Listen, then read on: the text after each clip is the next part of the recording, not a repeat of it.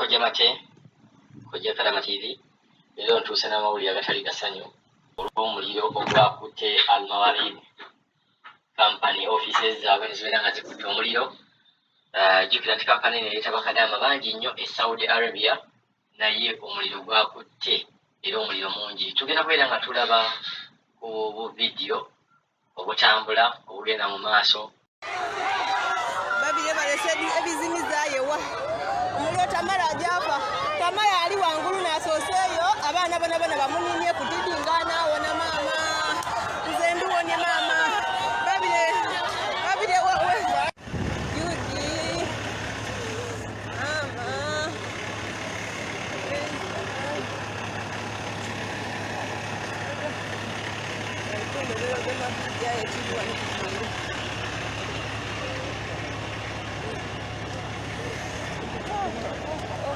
Babiri abaana mukaale bangi tiddi aje wangulu omuliro.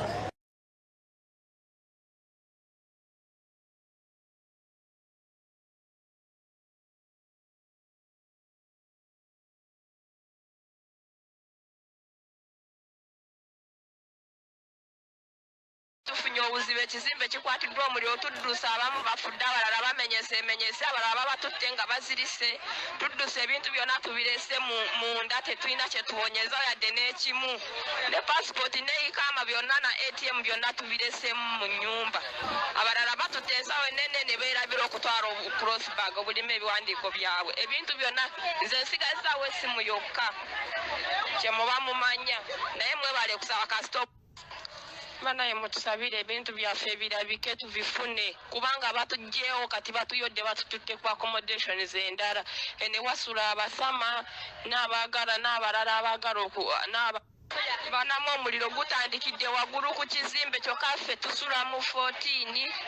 amazzi gasoose kuwula nzukuse ekiro kyonna seebase ensuze ku ssimu n'obutulo mbadde situwulira ngenze fulume bweru ng'anoonya amazzi nga tewali nga ku bugundi ku tanka zonna tekuli mazzi nga abaana bonna beebase ngenze kulaba nga omwana abadde afulumye kusaba simanyi avudde ng'akuba endulu ng'agamba omuliro gukutte kyokka nze n'amaanyi gampwedde mu kituufu ofiisi yakutte omuliro mwana gwembu ofiisi ekutte omuliro era ekyo ekyo mukama yamanyi kwakati jjukira omuliro bwe gwakutte abaana badduse buddusi kupaala bupaazi kati amasimu g'abaana paasipooti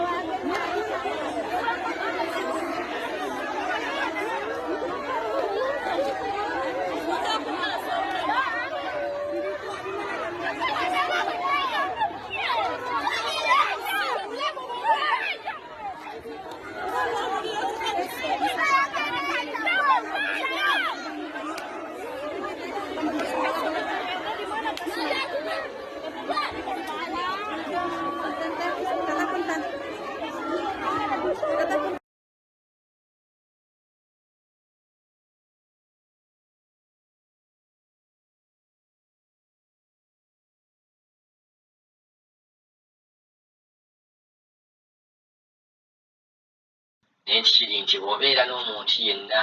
ali e Saudi abadde yayitira mu kampani eno gezaako okubeera nga omukontaktingako gezaako okubeera nga omukubira kasimu olabe ayimiridde atya. N'abantu mwenna abali e Saudi musobola okukubira ku bantu beewammwe ne mubategeeza oba muli balamu. Kiri nti omuliro guno nawe mugenda okulaba ku vidiyo gwatandikidde ku flo ey'owaggulu ne gugenda nga gugenda wansi. Omuliro nga guno nga gukutte njagala mubeera nga muddukanga mangu okuva mu bizimbe. Bw'olaba vidiyo olaba nga bakadaama bakwata ebintu byabwe babisuula nga babiyisa mu madirisa. Vidiyo ezo muzeetegereze nnyo.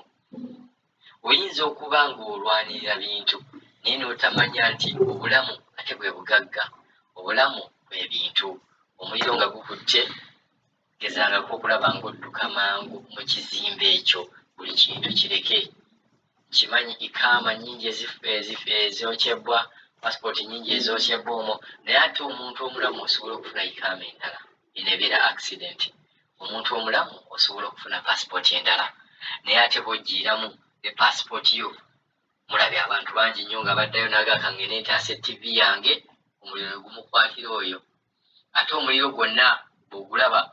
effect y'omuliro ebeera waggulu abantu abasinga buli bw'odduka effect wansi omuliro effect ebeera ntono naye buli bw'oyimirira effect ebeera y'amaanyi nnyo bakadaama bangi okuva mu nsi ez'enjawulo bafunye obuzibu kuva ku muliro guno vidiyo ezo muziraba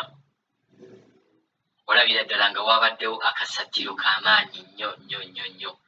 ge twakafunako gagamba nti mwandiba nga mulimu bakadaama abaalumizibwa ennyo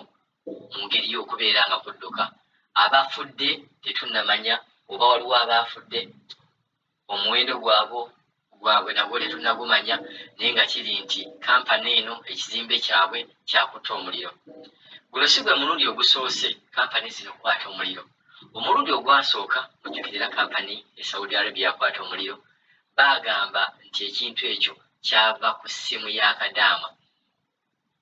nti kadaama yakyajinga essimu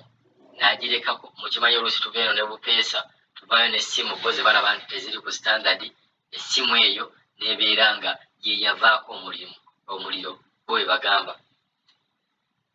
mujjukire waliwo n'omuliro ogwagenda ne gwaka gwali mu accommodation era naye yali ya Dubai era bagamba abaali basula mu accommodation eyo ekintu ekyo kyava ku ssimu twebuuza ddala essimu ezo tujja e Uganda zandibeera nga ze zireetera kampani zino okubeera nga zijja oba offices oba abantu bano beekwasa era obadde Uganda ebbanga ddene wali olabyeyo essimu no gy'okyajinga ekizimbe ne kikwata omuliro simanyi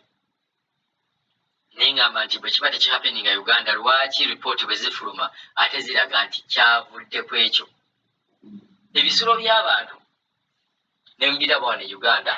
mujjukira buddo yakwata omuliro ebyayogerebwa byali bingi waliwo abataagaliza abaagikumako omuliro simanyi baali baana be baagyokya omwana yakwata akasubbaawa ne basoma ne yeebaka ne kaggwerera omuliro ne gubeera nga gwakwata ekisulo kyonna omuliro buli omu aba ayogera bibye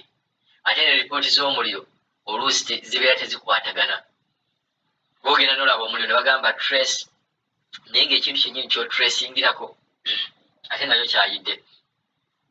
katusabe nti tewali kadaama yenna anaaba afudde mu muliro guno tusaba bakadaama bonna ababaddemu ekitono nnyo kyetwandisabye kubeera nga kale bafuna bufunyi bubone naye babeere nga tewali bafudde amawulire tugenda kubeera nga tugweyongera okubaweereza nga bwe gabadde naye nga kiri nti omuliro guno gwakosezza nnyo bakadaama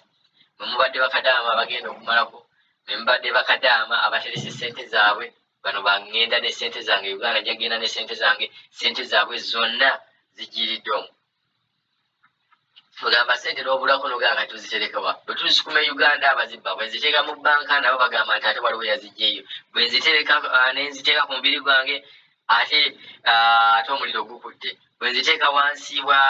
keesi nzitwala mu nnyonyi nti ate basumuludde keesi ne bagyeyo sente nogamba ekintu kya sente tukirekere Katonda yagambye nti mu butuufu